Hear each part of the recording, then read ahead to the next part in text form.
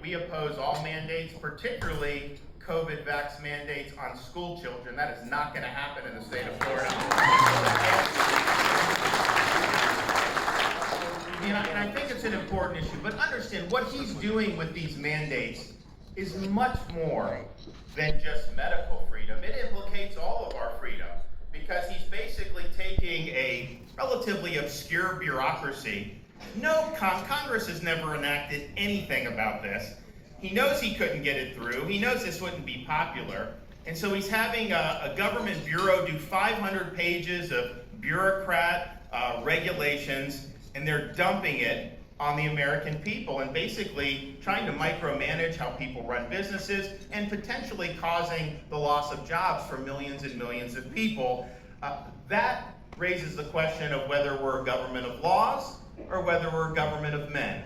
And you'll hear different people say, oh, well, you know, there's mandates for this or that. And I can tell you, the mandates that we see in society are almost all done at the state and local level. And whether you think that's right or not, I can tell you the founders understood that the federal government was one of limited and enumerated powers. It doesn't have a roving police power to just do whatever the hell it wants to do.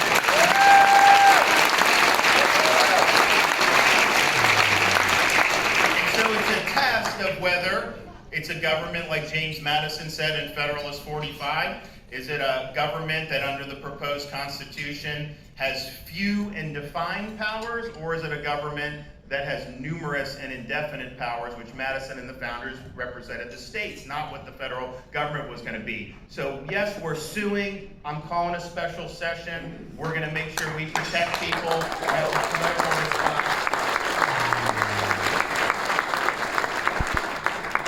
Everybody to wake up, and we need all Republicans to be waking up. They need to start standing up. Honestly, I'm happy to lead, but it shouldn't just be Florida. We need every Republican state to be standing up.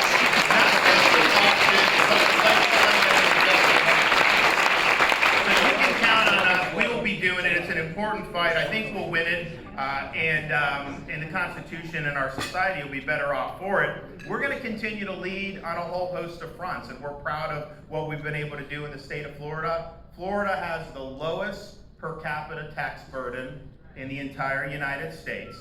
If you compare our budget in the state of Florida with the state that's closest to us in population, which would be the state of New York, they have about 3 million fewer people than we do. And even though they have 3 million fewer people, New York's budget is over twice the size of the state of Florida's budget. And yet, if you look at who has better infrastructure, better roads, better services, better education, Florida beats them across the board. If you look at how Florida's driving the economy in September, the United States reported as a whole 194,000 new jobs created. In September, the state of Florida's share of that was 84,500 jobs.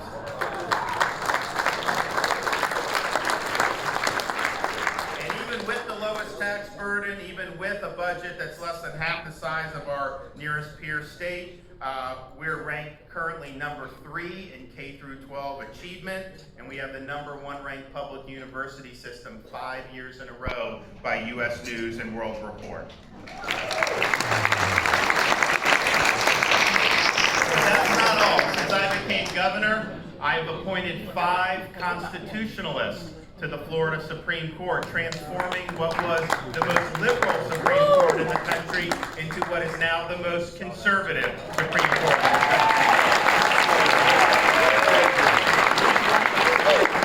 I've signed legislation banning sanctuary cities and protecting women's sports.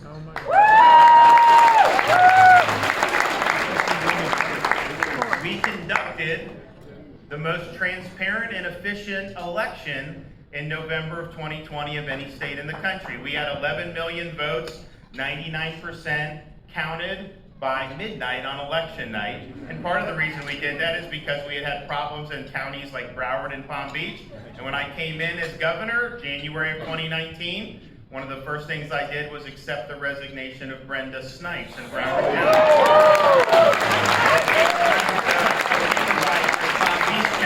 We didn't change the rules because of COVID. We conducted elections. And the results speak for itself, but we also understood that we don't want to see any of the problems that we've seen in many of these other states. So a few months ago, I signed legislation banning ballot harvesting in the state of Florida. Prohibiting mass mailing of unsolicited ballots in the state of Florida. And maybe most importantly, and I think more people are starting to understand why this is important, we banned Zuckerbucks in the state of Florida.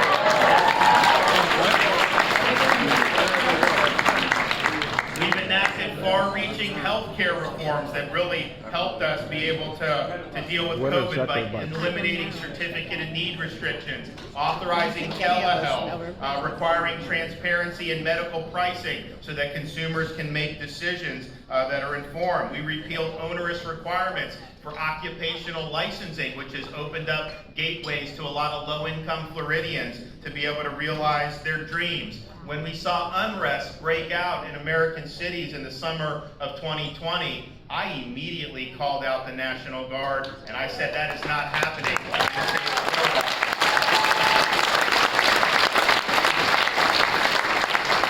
We also signed, after that whole episode in our country, signed legislation providing strong penalties against any type of rioting or mob violence. In Portland, they will riot, they'll get arrested, they'll have their mugshot taken, they get the slap on the wrist, and they go right back out and do it again. Yeah. In Florida, if you riot, if you loot, if you're engaged in mob violence, you're not getting a slap on the wrist. You're getting the inside of a jail cell.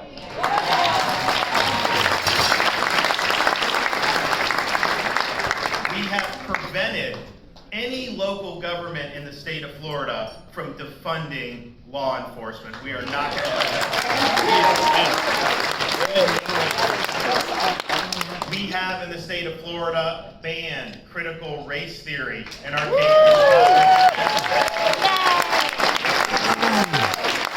not spending the tax dollars of my citizens to teach our kids to hate our country or to hate each other. That is not happening in this state.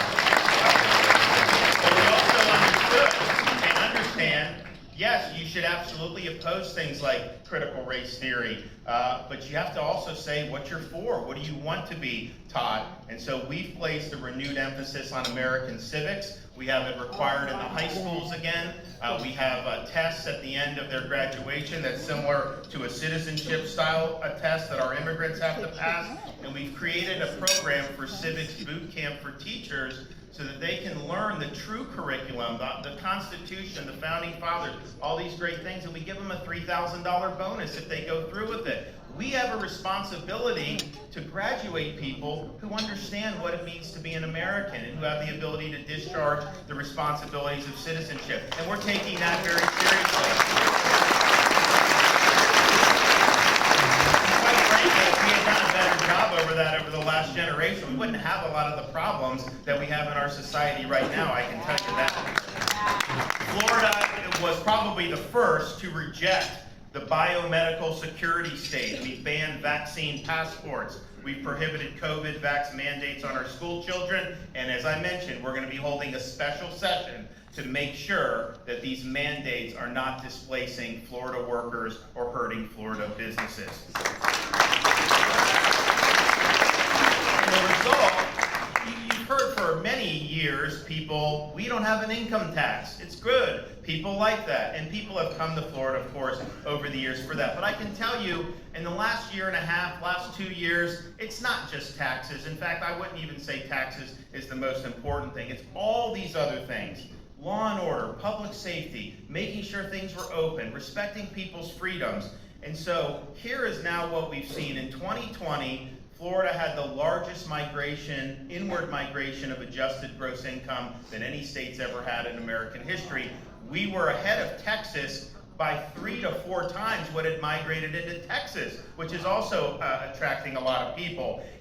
When I got elected governor in November of 2018, there were 280,000 more registered Democrats than Republicans in the state of Florida. As I stand here before you today, for the first time in the history of the Sunshine State, we have more registered Republicans than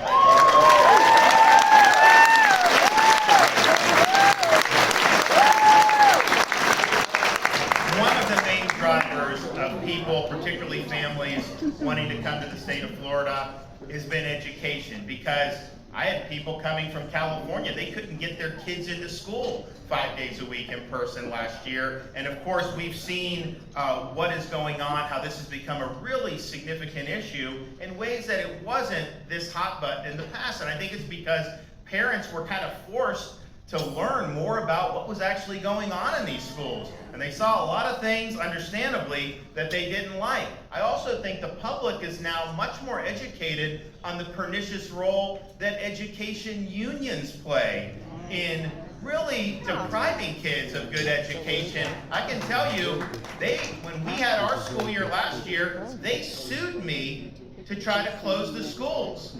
And we beat the unions and we had our schools open.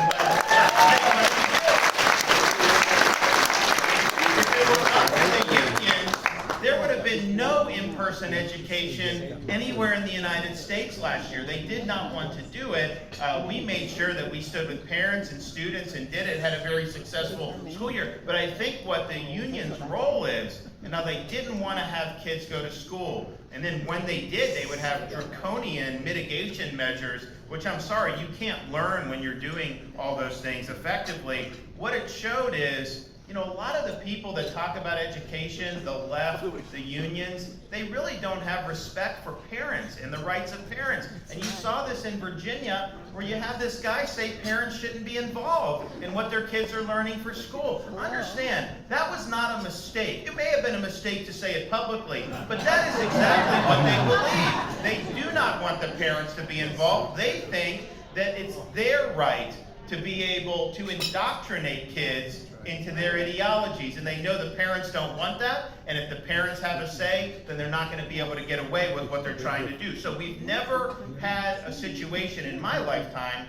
where parents are engaged in what's happening. And I think it's important to elect all these. I think it's going to be a red wave in 22. I do. I think that Governor, Senate, all that House, and that's important. Talk about presidential elections, I'll tell you, we have more people engaged in school boards than ever before. And if you could give me conservative majorities on every school board in this country, that would solve so many problems for us in ways that having the House and Senate wouldn't necessarily do. So that's a good thing. People are interested. And I can tell you, in Florida, what we've been able to do is we beat the unions on all fronts. We beat them to get the schools open, and we beat them day after day on providing school choice for particularly low-income families in the state of Florida. When I became governor, we had a lot of school choice in Florida. We had a scholarship program that was done through corporate tax credits. And the reason why is because the old liberal Supreme Court in my state said you can't use government money for scholarships for kids. And so they said it was a violation of the state constitution. This was 20 years ago. And so what they did to get around it was they said, okay, corporations can check off whether they want to participate. The money never comes in the state coffers, and so therefore it can't be unconstitutional. And actually that was upheld, and so they were able to do it. The problem was we had about 100,000 kids on it, and that had been basically the limit. We had a number of corporations want to do it. We really didn't have the ability to do very many more at that time. So I was faced with a situation. We had a lot of demand for it, but under the current thing, we didn't have enough. So I said, you know what? We've got to go ahead and do a scholarship program. I'll use the tax dollars. I have conservative justices on the Florida Supreme Court now. They'll uphold it. We'll be fine. So we were able to push for that. And part of the reason we wanted to push for it, we wanted to expand the capacity. But when you have these corporations, with what's going on in society, these corporations are not dependable, okay? Because what they started doing with our tax credit program, a lot of these schools are affiliated with churches and religious organizations. And I went, actually, my first month in office, MLK Day 2019, I went to a school. It was affiliated with an African American Baptist church. It was all boys. They had a very great track record. They were doing well. Well, months later, you start having these left-wing groups research any of the churches that are involved. And they try to find, like, ooh, what's their position on this or that? And they basically would go to the corporations and they say, oh, Ebenezer Baptist Church doesn't support same-sex marriage. You're supporting all this stuff. They try to get them to divest of participating in the scholarship program. So it's basically wokeism in service of denying poor kids a quality education. But that's what they're doing. That's what their ideology tells them to do. And the problem is some of these corporations, they get scared and they fold. And the message that I send is, one, if the mob comes after you, the worst thing you can do is fold. The minute that you bend the knee, they're going to come back at you in the future. If you tell them to pound sand, yeah, they will pitch a fit for 48 hours. But then they move on to the next outrage, and they'll find someone else to go after. And they ain't coming back.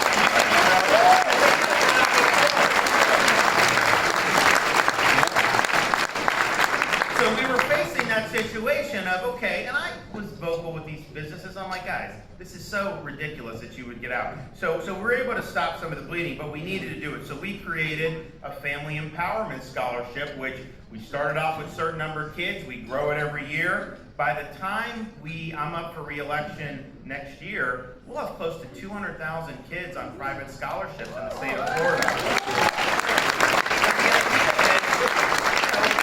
It's tax dollars. We're giving it to parents, and they're making the decision. We're not telling them they have to go to one school or the other. They can try to figure out what makes sense for their family and for their kids, and they can do it. So we're leading the nation in that. We're also one of the top states, if not the top state, for charter schools. So these are public schools, but they're not controlled or operated by school districts, because it's the school districts with the unions that sometimes can be very difficult to innovate in. And so we have more charter schools in Florida per capita than just about anywhere. And the results are, you can go to a school, a Hillsdale College Classical School, you can go to a school that focuses on skilled trades and everything in between. And then we also have school choice. So what happens is, you have some of the low-income kids can get scholarships. Obviously, high-income families, they have that ability to do it anyways. And then with the public charters, you'll have some families choosing to go to charter instead of going to their neighborhood school. What ends up happening is, people that are going to the normal school district say, wait a minute, that charter school's offering this, why aren't you offering this? And it creates really forced competition where they have to do. So if you look at like Miami-Dade in Florida, which is our biggest county, and it's the top performing urban school district in the country, that only 25% of the students actually go to their neighborhood school. When I grew up, I was from Dunedin, Florida, I went to Dunedin High School. Now they have school choice, yes, private scholarships, yes, charter. They also have school choice within the school district. And so the result for us has been, by really having a generation of this and then really putting it on steroids over since I've been governor, a state that when I was growing up was one of the bottom half of states for educational achievement. We are now number 3 in the country for K through 12 achievement. So choice works, empowering parents works, and we're going to make sure that we continue to do it. I think that there's actually an opportunity to make a difference with this in terms of federal policy, because if you look at some of these places, you're never going to beat the unions anytime soon in some areas of our country. That's unfortunately the truth. So the question is, do you just kind of hope that in 25 years things change, or do you want to do anything now? You can do a federal tax credit where corporations and individuals can write off and it goes into scholarship funds. You can go over the unions in places like California or Detroit or some of these places, and you can potentially provide opportunity, for hundreds of thousands, if not millions of kids throughout the United States of America. So I sponsored that when I was a congressman. Trump did endorse it. It wasn't something that was a big push.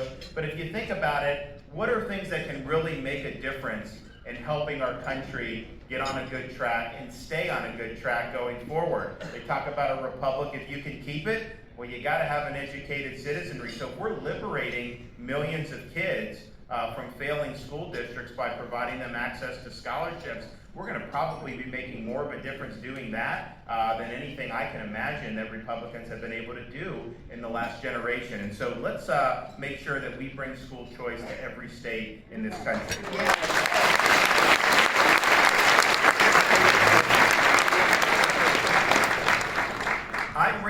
I never run for office before, and I ran for Congress in 2012 people sometimes ask me, like, what made you, well, why did you decide to run for Congress? And I say it was a momentary lapse in judgment. But, in fairness, one of the main reason that I was running at that time was to put a stop to what Barack Obama and his administration were doing. Yeah. We wanted to oppose Obama. I even wrote a book, which has been read by about a dozen people, that talked about what he was doing, why I didn't think that his values and philosophy was consistent with what made the country great, what the founders would have believed with our constitutional system. And I believe that now. I think those were good fights, and I think we were right to do it. But I also look back on that time, and it almost seems kind of quaint to me, because the threats that we're facing now to freedom are much more extensive than what we were facing just 10 years ago. If you look at how radicalized the left in this country has become, they win by the hair of their teeth a 50-50 Senate and a 5-vote majority in the House. And yet, what were they trying to do? And what would they probably have done if they had just won a few more seats? They want to make D.C. a state, so you have 2 permanent radical left Democrat senators for life. They want to pack the Supreme Court. They want to abolish the Electoral College, so California can elect the president. And they want to federalize ballot fraud by taking over state election systems. Those are not issues that the average American family is sitting over their kitchen table talking about. They're talking about gas prices, inflation, education, all these things. That is an agenda that is trying to make conservative Americans second-class citizens and keep us out of being able to influence this country for a generation. That is what they are trying to do. If you look at what they're doing by taking down statues of Thomas Jefferson, taking down George Washington's name off elementary schools, they're trying to erase the history of this country, and they're trying to create a foundation where their ideology ends up being the foundational principles of our society.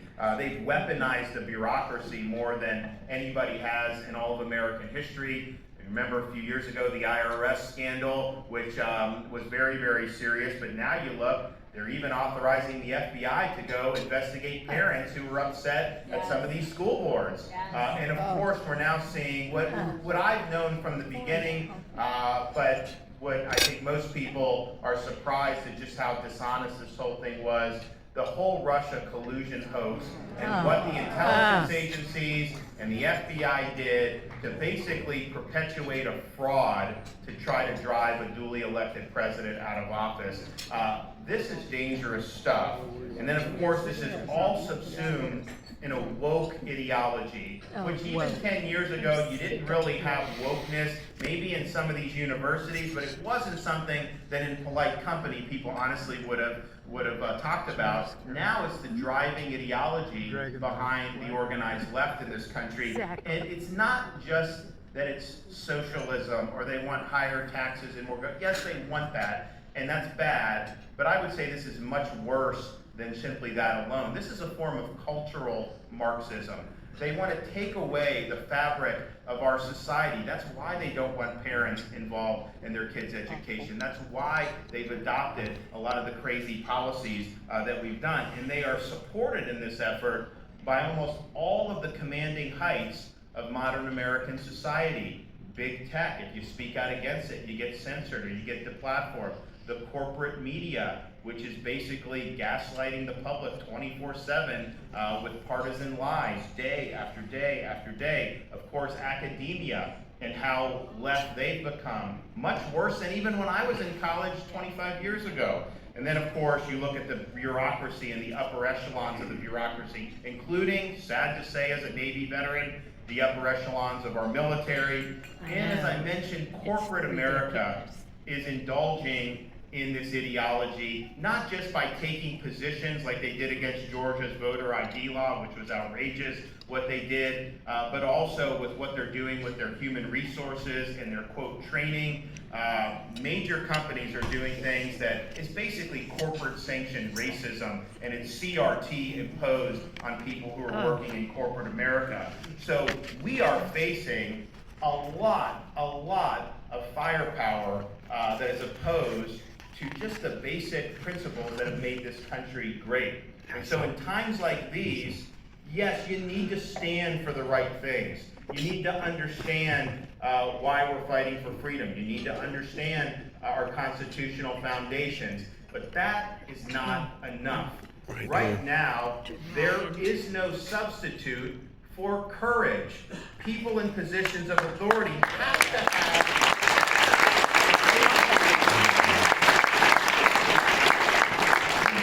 show courage in the face of very hostile political forces. You have to show courage fighting against things like cancel culture. You have to be able to show courage to stand up to corrupt media when they try to smear you, and you have to have the courage to give a voice to those who are voiceless.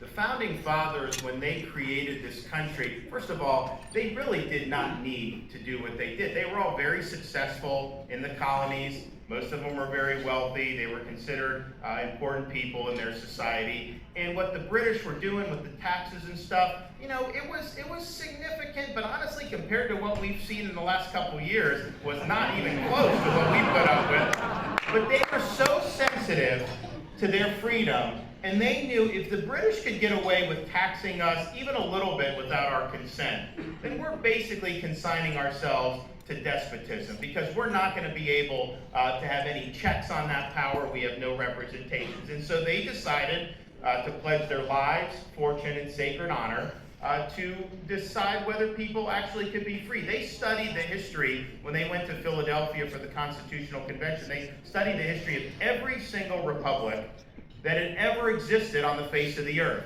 And they were trying to draw lessons from each of those experiments.